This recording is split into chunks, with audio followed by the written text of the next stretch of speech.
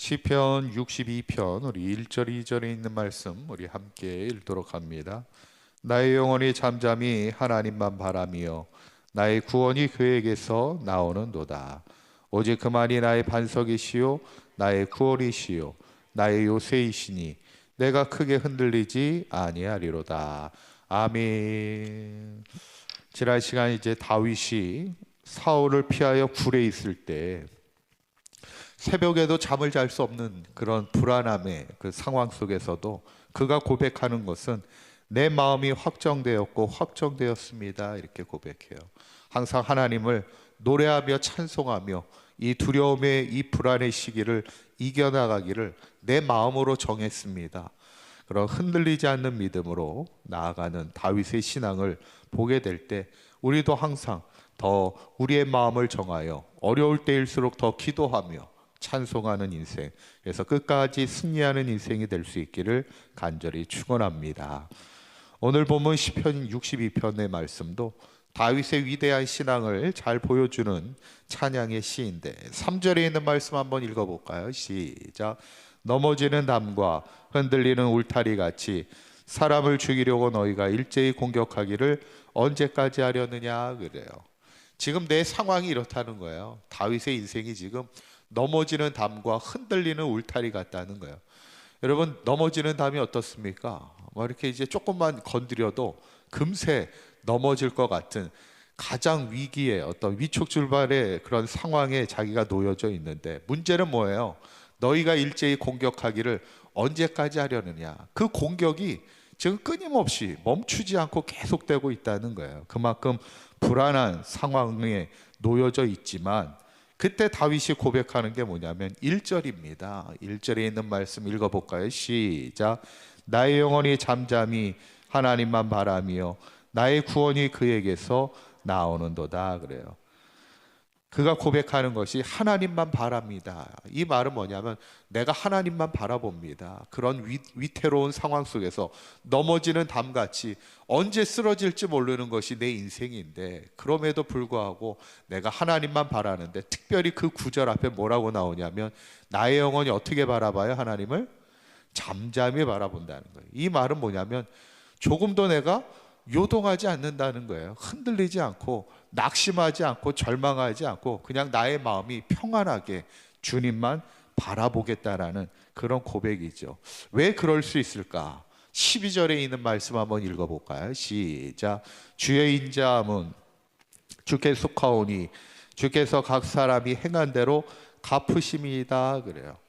그의 고백 가운데 뭐냐면 하나님이 갚아주실 것을 믿는다는 거예요. 내가 그 원수를 갚지 않아도 하나님이 갚아주실 것이고 하나님이 행하실 것을 내가 믿기 때문에 나는 그냥 하나님만 바라보며 살겠습니다. 이렇게 고백하는데, 그러면서 마지막 그의 아름다운 고백이 2절에 있는 말씀인데 2절에 있는 말씀 한번 읽어봅니다. 시작. 오직 그만이 나의 반석이시요 나의 구원이시요 나의 요새이시니 내가 크게 흔들리지 아니하리로다. 아멘. 결국에는 이 신앙의 고백입니다. 하나님이 나의 반석이 되시고 구원이 되시고 요새가 되시기에 내가 흔들리지 않습니다. 이 고백을 보면 참, 그러고 보면 성경에 많은 인물들이 나오잖아요. 많은 신앙의 사람들의 이야기들을 보면 그들의 공통적인 위대한 신앙의 사람들의 공통적인 게 뭐냐면 바로 흔들리지 않는 믿음, 어떤 상황에도 흔들리지 않는 믿음의 삶을 살아가고 있음을 보게 됩니다. 대표적인 것이 또 사도 바울의 삶이 그랬죠. 사도 바울만큼 또 얼마나 많은 위험들을 당합니까? 그때 로마서 8장 35절의 말씀에 보면 사도 바울도 이렇게 고백을 합니다. 한번 읽어볼까요? 시작. 누가 우리를 그리스도의 사랑에서 끊으리요? 환난이나 공고나 박해나 기근이나 위험이나 칼이랴. 아멘. 누가 우리를 그리스도의 사랑에서 끊을까? 이 말은 뭐냐면 내가 주님을 향한 사랑의 마음이 멈추지 않겠다는 거예요. 내가 흔들리지 않겠다는 거예요. 내 인생에 어떤 환난이나 공고나 박해나 기근이나 적신이나 위험이나 칼의 위협이 와도 내가 흔들리지 않고 하나님이 나에게 주신 사명을 따라 살겠다는 거예요. 그 이유가 뭘까? 사도 바울에게는 분명한 이유가 있었습니다. 그게 그 전 구절에 나와요. 로마서 8장 18절. 한번 읽어봅니다. 시작. 생각하건대 현재의 고난은 장차 우리에게 나타날 영광과 비교할 수 없도다. 아멘. 내가 받는 고난이 크면 클수록 하나님이 나에게 주실 영광이 큼을 생각하기 때문에 어떤 고난도 두렵지 않다는 거예요. 왜냐하면 내가 받는 고난이 많으면 많을수록 하나님이 나에게 주실 상급과 위로와 영광이 크기 때문이라는 것이죠. 제가 가끔 하는 이야기 중에도 제가 그 이야기를 항상 제 마음에 두고 있는 얘기 중에 하나인데, 40, 50년 전에 예전에 어떤 목사님이, 옛날이죠. 옛날에는 시골에서 목회한다는 게 참 쉽지 않았던 때입니다. 지금은 뭐 시골도 얼마나 살기가 좋습니까? 일부러 노년에는 시골로 내려와서 사시는 분들도 많이 계시는 요즘의 때지만, 옛날에는 시골이 참 힘들었습니다. 전기도 제대로 들어오지 않고 먹는 것도 참 어려운 그 시절에 시골에서 목회하던 목사님이 계셨는데, 하루는 목사님들 모임이 있어가지고 이렇게 모임에 나갔는데, 가만히 보니까 도시에서 목회하시는 목사님들은 참 편하게 목회하더라는 거예요. 살기도 좋고 편한데, 나는 시골에서 목회하다 보니까 얼마나 힘들어요. 그러니까 그날 모임이 끝나고 나와서 교회 와가지고 밤에 기도하는데, 하나님, 나는 왜 이렇게 힘든 목회를 해야 됩니까? 막 이렇게 원망의 말이 나오더래요. 원망의 기도가. 근데 그날 하나님이 그 밤에 자신에게 음성을 들려주시는데, 내가 너에게는 하늘의 십자가에 큰 영광을 줄 거야, 이런 고백의 말씀을 주시더라는 거예요.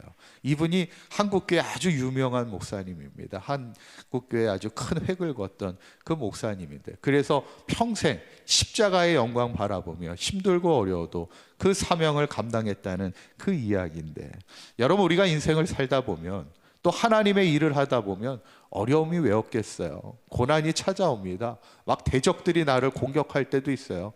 다윗의 인생의 고백을 가만히 보면요, 가장 많이 나오는 단어 중에 하나가 악한 자들, 대적들, 막 이렇게 나와요. 그만큼 나를 힘들게 하고 공격하는 이들이요, 다윗의 인생 가운데 많았습니다. 그런데 항상 다윗은 그것이 오히려 계기가 돼요.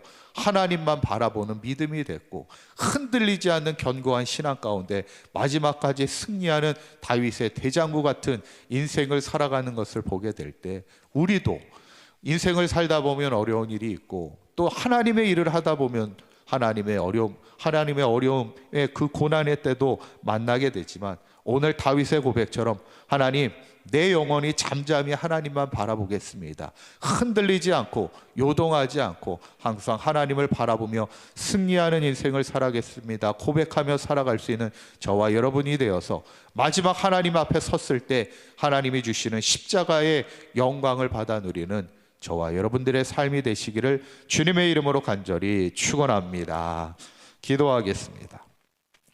고맙고 감사하신 하나님, 우리가 때로는 많은 수많은 대적들을 만나고 원수들을 만날지라도 하나님, 그들을 바라보지 않게 하여 주시고 오직 하나님만 바라보는 믿음의 삶이 되게 하여 주시옵소서. 하나님만이 나의 반석이요 구원이시요 요새이시니 내가 흔들리지 않습니다 고백하는 이 믿음으로 주님 앞에 서는 그날까지 주님을 향하여 잠잠히 바라보는 믿음 가운데 승리하게 하여 주시옵소서. 때로는 고난이 찾아오고 위험이 찾아오고 환난이 찾아올지라도 하나님이 우리에게 주실 영광을 바라보는 그 믿음 가운데 승리하게 하여 주셔서 마지막 주님 앞에 섰을 때 주님이 주시는 십자가의 영광 받아 누릴 수 있는 사강교회 모든 성도들 되게 하여 주시옵소서. 우리 주 예수 그리스도의 이름으로 기도하옵나이다. 아멘.